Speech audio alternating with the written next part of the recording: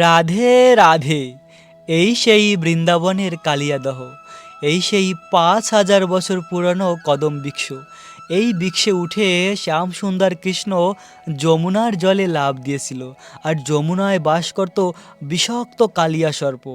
কৃষ্ণ কালিয়ার মাথার উপরে উঠে নৃত্য করেছিল, কালিয়াকে দণ্ড প্রদান করেছিল।